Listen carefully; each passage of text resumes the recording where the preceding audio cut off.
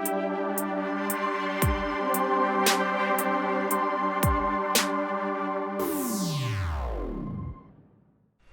morning, everyone. I'm excited to be back at App Builders. And I know the situation is a little bit different than we all planned out, but let's make the most out of today and tomorrow.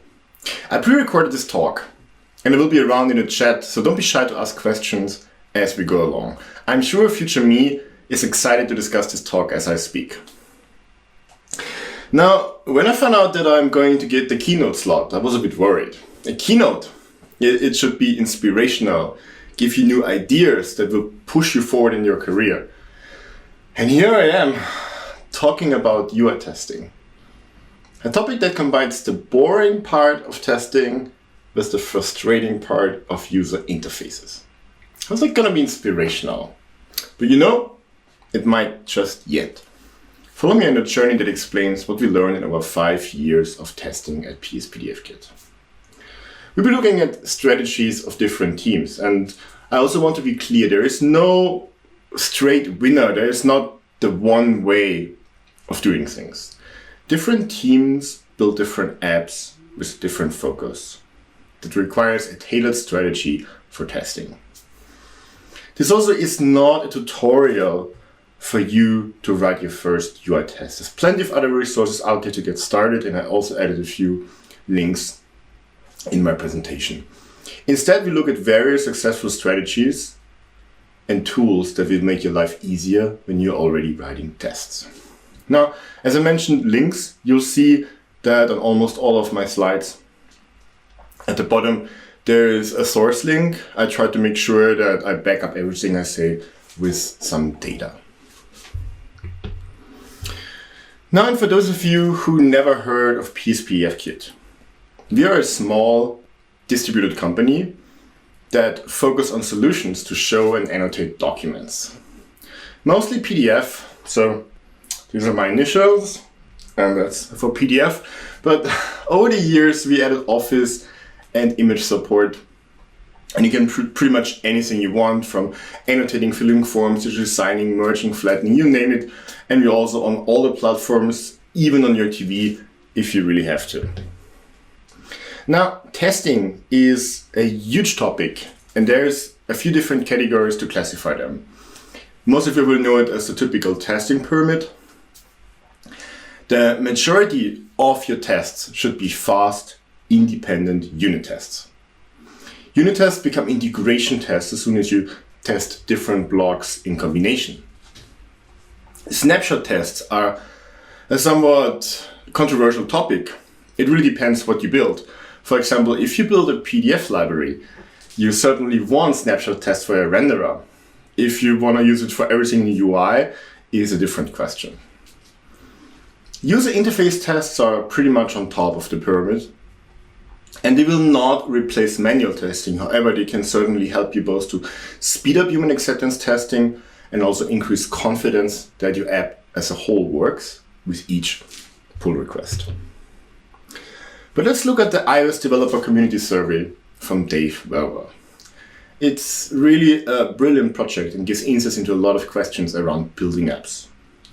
If you look at testing, over 60% of the people, even for their hobby projects, write unit tests. That's a great number. But all the other tests are much smaller.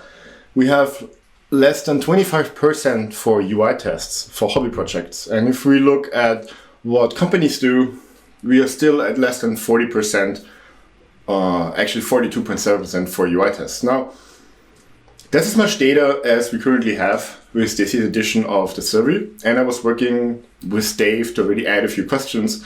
So we have more data by the next time he does the survey.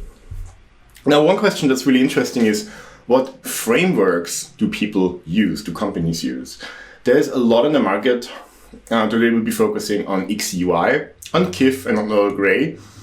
And there's also Xamarin Testing Framework, Appium, Calabash, and quite a few others. And to be honest, I probably don't even know all of them. How reliable are your tests? Now, I don't have any straight number here, but given the conversations on Twitter, it's definitely a pain point. And this question also has multiple dimensions. If your tests are really reliable, but they take 30 hours to build, that's not great either. And yes, this was one of the numbers that somebody mentioned in a Twitter discussion. UI tests aren't very fast. So a common strategy is to parallelize them, either with having multiple simulators, multiple nodes, or ideally both. Before I explain our setup and choices, I'd like to bring in a few voices of the community.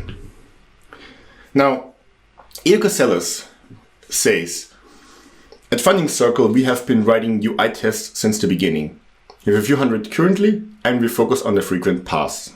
They take around 30 minutes to run, not parallelized, and we still use KIF. We suffer the usual pain points, hard to maintain, flaky, but we have always managed to keep them under control. Every pull request has to come with a relevant automated test in order to be merged. Now, Ido mentions that they use KIF, and KIF is probably one of the oldest still working UI frameworks out there. We've also been using it for many, many years. It was written in 2011 by Square, and it's still to a point maintained. And 2011, that's a really long time ago. If we would be in an audience, I would ask for everybody's hand who's around. Who was around in 2011 was already writing iOS apps. Who remembers Vue did unload? But you can give me a few shoutouts in the chat, so at least future me sees that you are listening. 2011 really was a simpler time, Open source projects didn't need logos yet, or security issues for that matter. Well, to build such a framework, you basically need to find views and then inject touches. And that's what KIF does. And for that, it does use private API. And one of the, I would say, shortcomings of KIF is that it's using accessibility label to query views. Now, how do I create a touch? If you look at the UI touch class, and here you see the Swift header interpretation, you're not supposed to create a touch. But if you look a little bit at the runtime, it actually gets very easy to create such a test. And yes, KIF is written in Objective-C, but that's mainly because of its age, not because it's not possible to write such a framework in Swift. There, of course, will be ugly parts no matter the language, with or without multiple trailing closures. And of course, we also take a little bit of a deep dive here. After all, I have a reputation to defend, and I cannot do a talk where there's at least a little bit of swizzling. So if you look at the UI touch protocol, there is a face property, began, moved, ended, and also in iOS, and you see that they added various things over the years. For example, iOS 13.4 has a region entered. Now, if you look at the documentation for that, not really commented, we click on it. Value of 5, not helpful. Okay, we look at the Objective-C header. Okay, now we see at least a little bit of text. Not great, but probably for pointer events. Now, the actual point I wanted to make here is that things change. And one of the big changes was that in iOS 9, KIF didn't work anymore for a little while. And that's because Apple changed the way touches work internally. And now, for a touch to be a real touch, you have to create a digitizer event with IOKit. And then you have finger events that has to be attached to the digitizer event. Now, this is quite obscure, although it helps that IOKit is open source and people did this kind of hackery before. But you have to remember two things. For one, it is amazing that projects like KIF are out there and you can just do things that Apple didn't have time yet or doesn't want you to do or doesn't care enough. On the other hand, if you use them, you have to be prepared that they might break with an update and you might have to be ready to get your hands dirty and fix them. Now, let's talk a little bit about accessibility. Apple put a lot of thought into making iOS accessible. And all the details could fill a whole conference, or probably multiple ones. But you don't have to know much to get started. Remember, there is accessibility label that was there since dawn of time. And this is what people hear when they use assistive technology such as VoiceOver. And then in iOS 5, Apple added accessibility identifier, which is basically a non-localized token to identify a view or an area. And usually this is what you want to use almost all the time. Now, Ixia comes as a really useful inspector that helps you writing tests. It also comes as a recorder. Ixia UI has a test recorder. But to be honest, apart from experiments, I never found that one to be working really well. If you try it in Swift, you can crash it very, very, very fast. But just remember that there is an accessibility inspector, and it can be very useful for you when you write tests. Now, let's go back a little bit. The first detour into testing, into what Apple gave us, was actually Hue Automation. They added something back in iOS 4, that was 2010, and it's actually no longer there because it was removed in iOS 10, a year after Apple introduced Ixia UI. And also detail, it was JavaScript based. You wrote things in instruments, and it was quite interesting. It was very badly documented. You could say it kind of looks like Swift when we remove the semicolons. But let's just say this is all history. This is no longer there. It does give you some context when you look at the documentation of accessibility identifier, because here it references scripts with Hue Automation interfaces. And nothing of that does exist anymore, but the documentation has never been updated. But you see, in that time, KIF really was a revolution. It was amazing. An important distinction to make when you're talking about testing frameworks is also Hue Automation was black box testing. You couldn't access or mock the parts that you were testing. KIF is a white box testing framework. Everything runs in one process. You can change everything. You can change it inline. You can have part test, part you call things manually, part test again. And both have very different up and downsides, and both are in their own way valid. Now, KIF was successful because it was fast. I'm showing here a video that I made for a UI testing talk at Makun, a German conference in 2016. And at the time we were very invested in KIF. And most of our UI tests were KIF based, and we were also really proud about how fast everything was. And you can see like it's really mesmerizing to watch. And there's two main ways how we made this video fast. If you want to watch the whole video, there is a link in my presentation. The first one was a very simple trick, very effective. We increased the animations to ludicrous speed by accelerating the speed property of the base layer of the main window. I know nowadays it is all a little bit more complicated because there's multiple scenes, different windows, but the same principle still applies. You can still do pretty much the same trick. Also blog post in the slides where you can like read a little more and copy the source code. The second key element was busy waiting. And you see a typical KIF test. You see it's a little bit older because it checks if iOS 9 is available. But we basically mix and match native code and then simulating a tab. And then there's these wait for condition methods, and they basically check if a view controller has been presented. Now, quick detour, please don't write your own browser. If you can avoid it, don't even use Safari view controller, just forward to Safari. Why? Blog post. The other ingredient is busy waiting.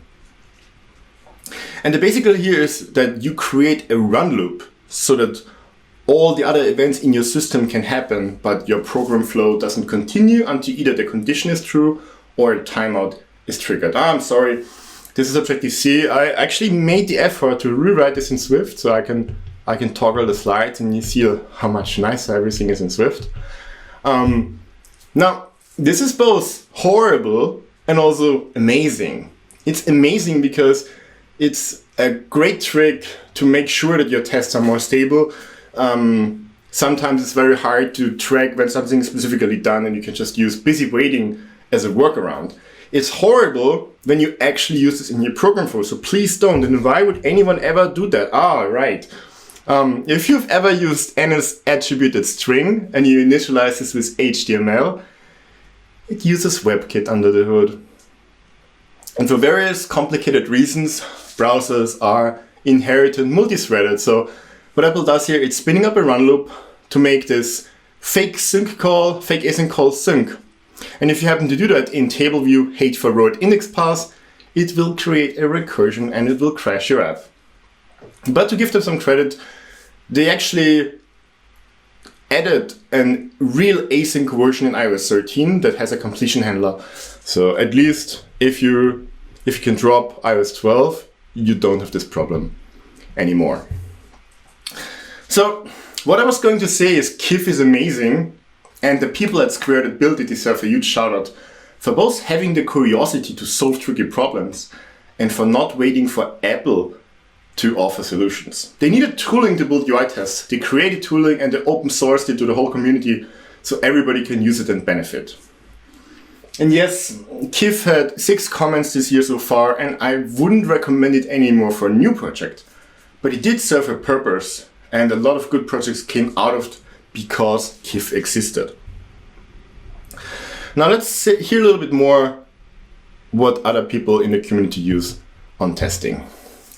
Carola Nitz works at Netflix, and she shared, "We have over 8,000 tests consisting of a mixture of unit and UI tests in our codebase that run on device housed in an on-site lab. A test suite of around 200 tests run with every pull request. If a test fails, it is automatically rerun to account for flakiness. We're still doing manual testing to account for hard to automate paths. Adopt those devices, taking the AirPods out while watching Tiger King." Now you see, some large companies, I also talk to people at Snapchat and at Facebook, they have whole teams that deal with testing, and they have on-site labs where they are housing devices and really manage to build custom infrastructure, custom software to deal with all of that. If you're a smaller company, this is much, much harder.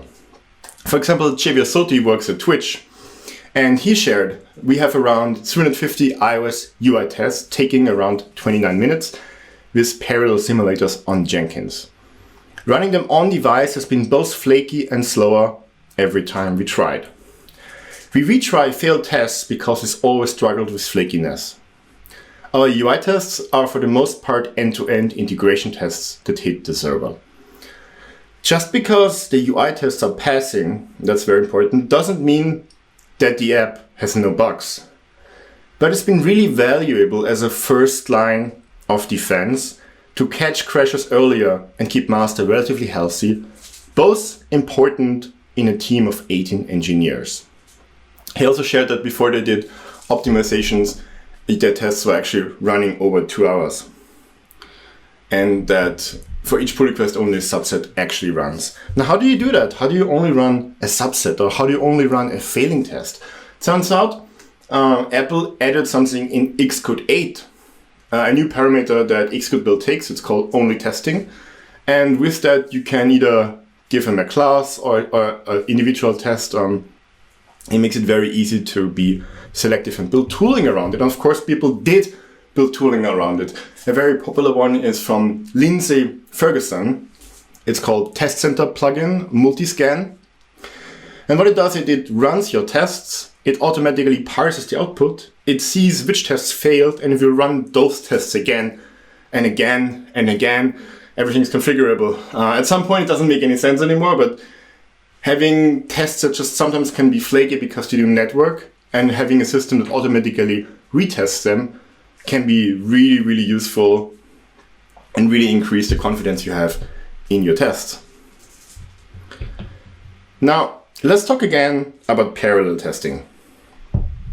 And I prepared a video of our SDK where I go into settings, enable parallel testing, and then hit the test button. Apple did add this feature in Xcode 10 as a convenient way to test things faster.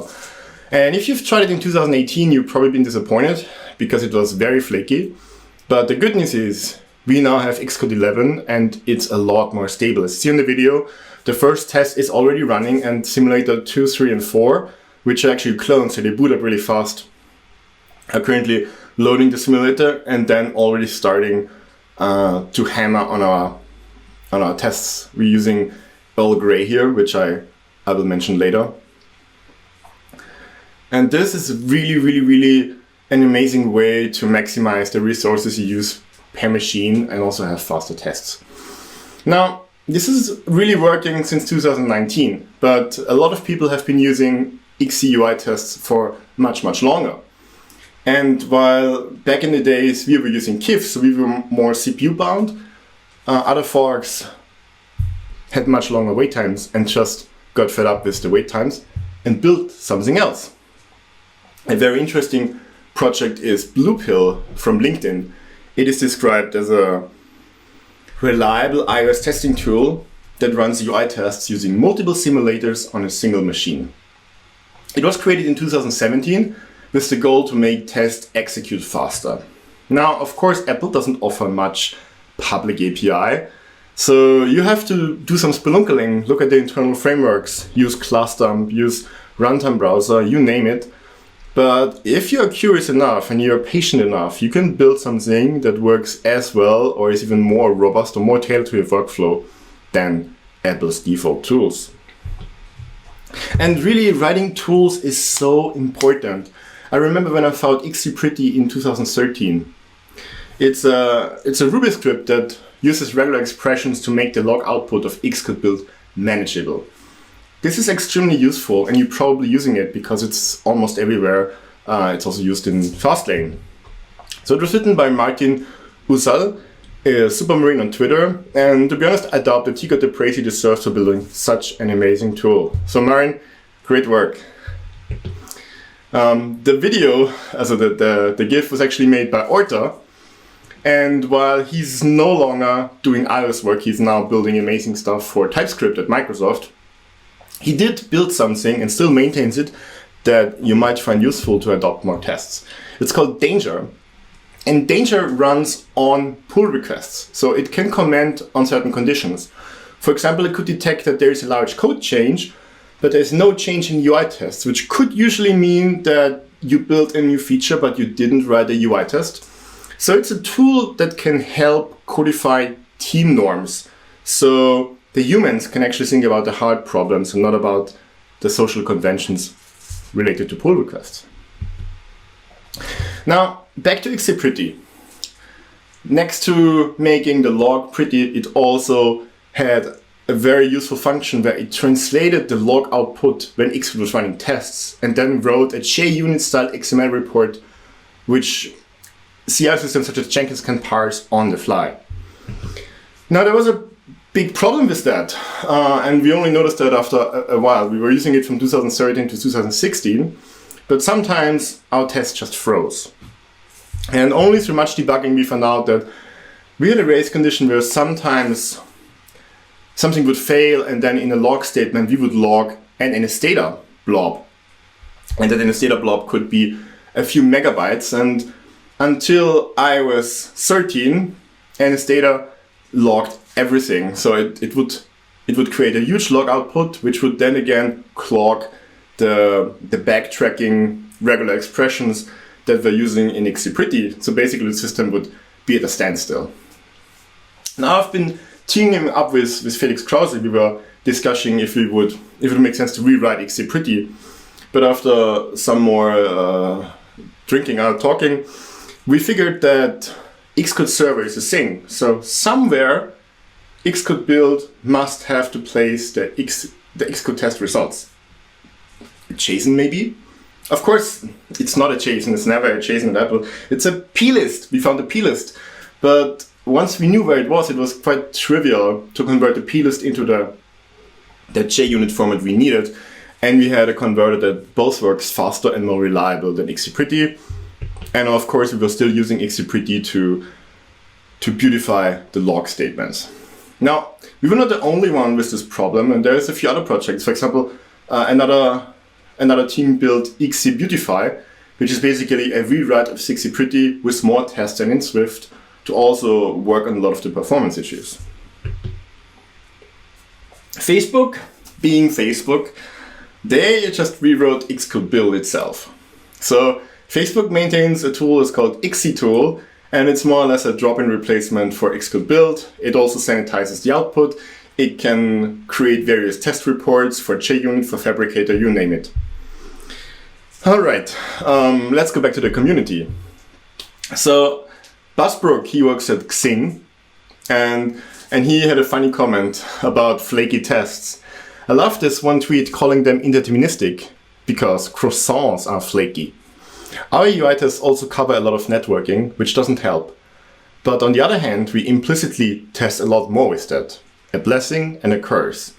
A pull request from me yesterday ran 854 features, one failure. It took 35 minutes. Tests were split across 13 nodes. Now, the part about dispatching to multiple nodes is interesting. This is not something we've heard before. But you already heard that Xcode build has a way to tell it which subtests it should run.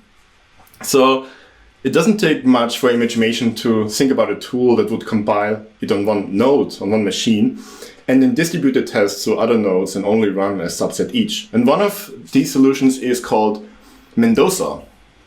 It's exactly what I said. It's written in Swift.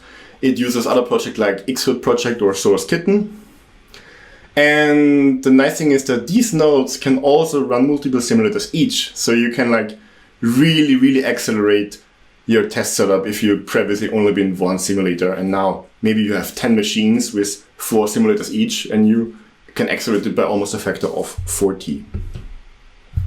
Now Thomas also told me a little bit about his setup. He works at Subito, an Italian company, and they have a very large test suite which allowed them to cut their release cycle down to 1 week.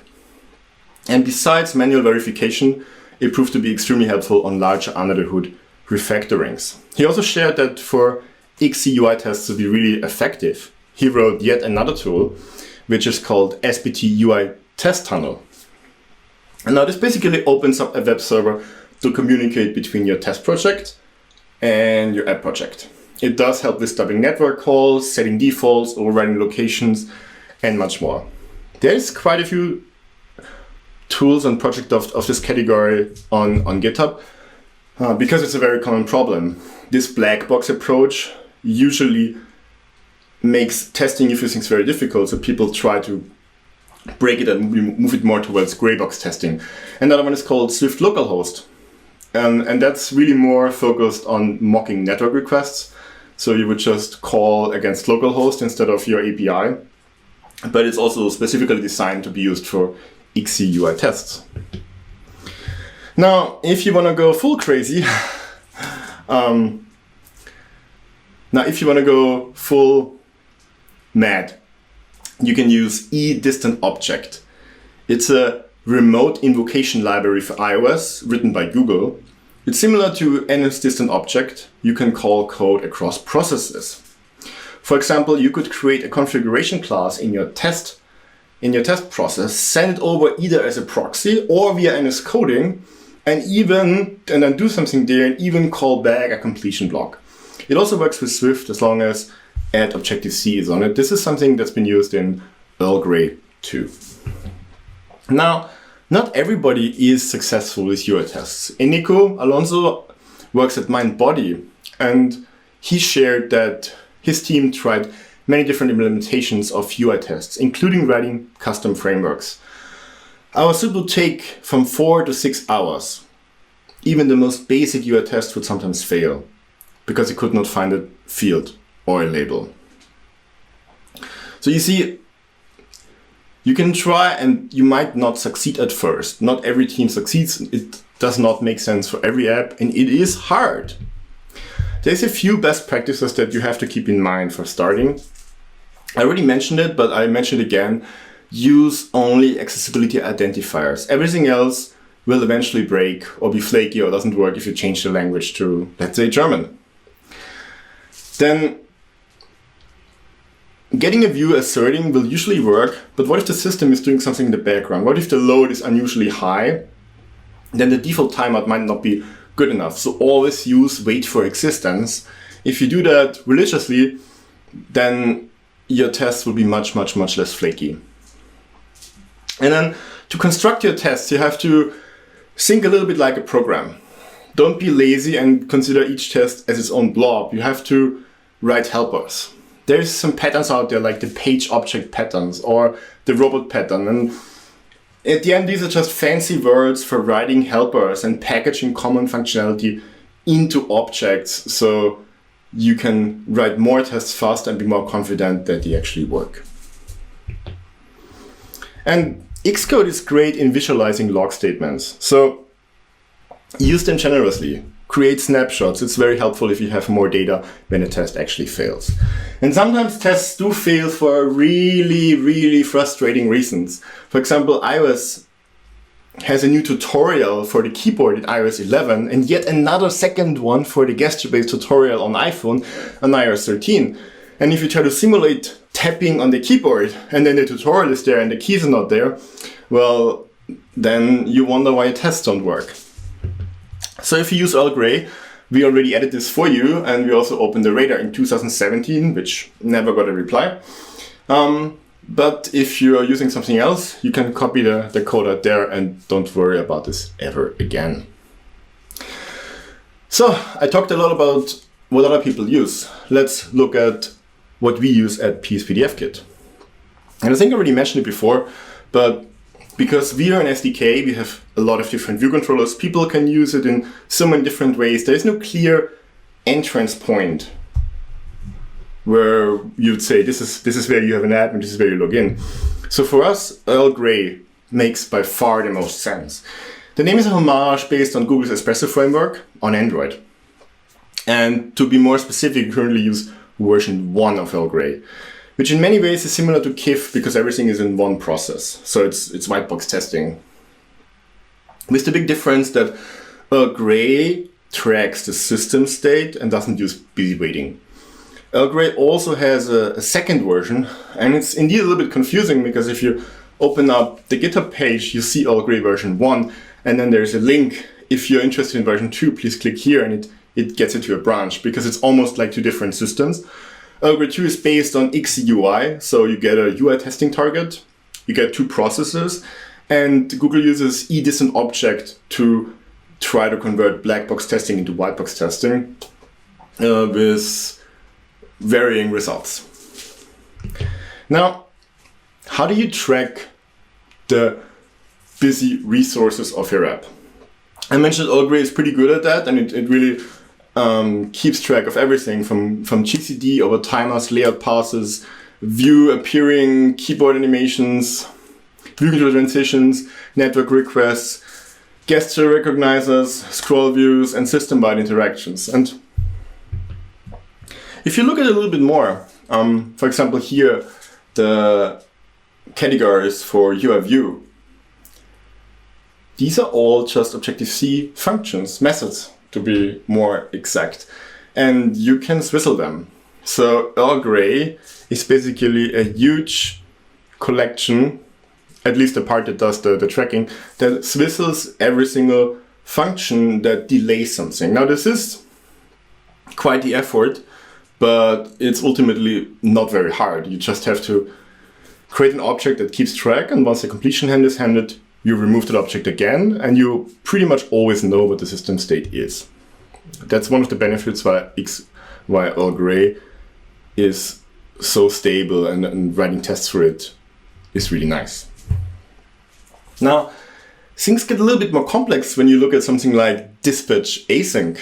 Now, of course, this is refined Swift API, but you know that under the hood, it's Sleep Dispatch, a C-based project. So you know that Swift will either call DispatchAsync, or maybe it calls DispatchAsyncF, the function-based version. It doesn't even matter, we need to override both anyhow. But how do you do that? You know, whenever things get desperate, people start looking at open source. And Apple has quite a lot of collection of open source still out there. And one of their projects is the dynamic linker. And turns out DLD has a function that is really interesting. It's called DLD Dynamic Interpols. And what it does is it updates all bindings on specified images.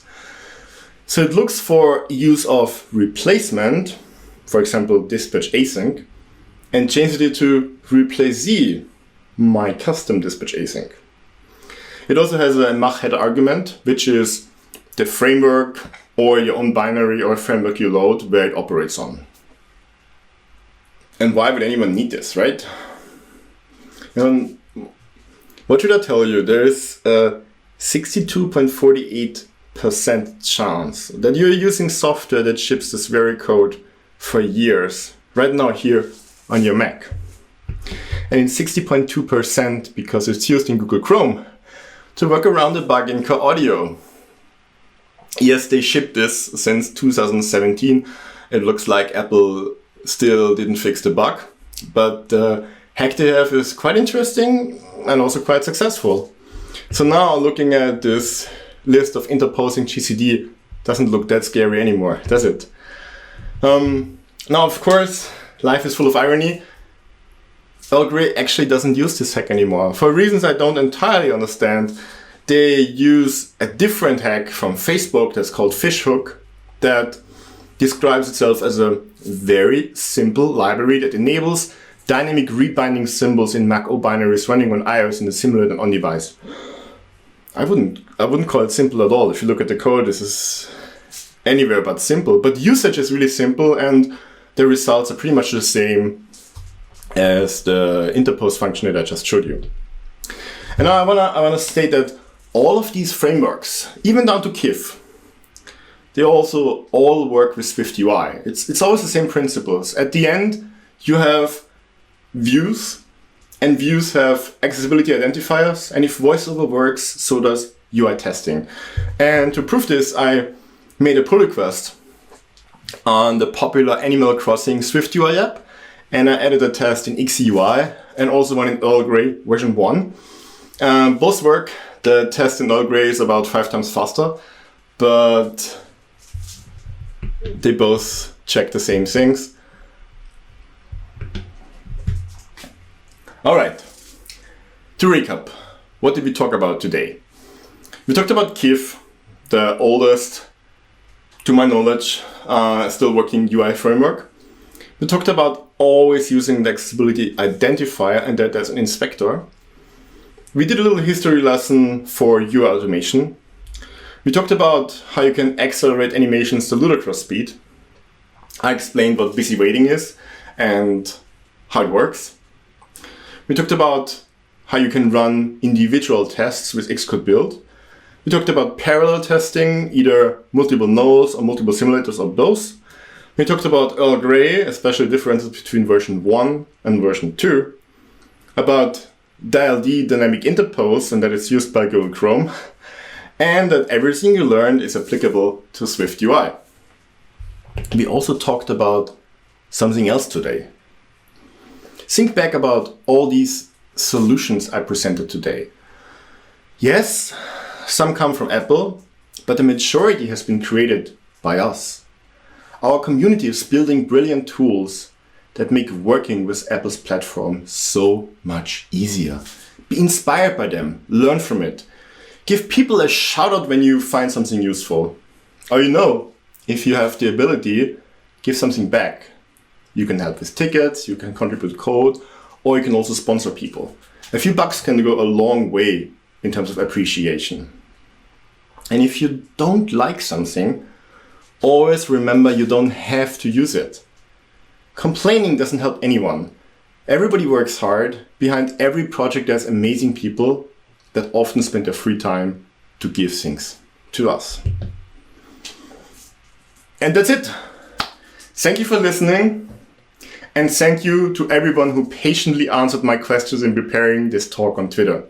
I'll be around in the chat room and on Twitter and look forward to hear about your testing strategies.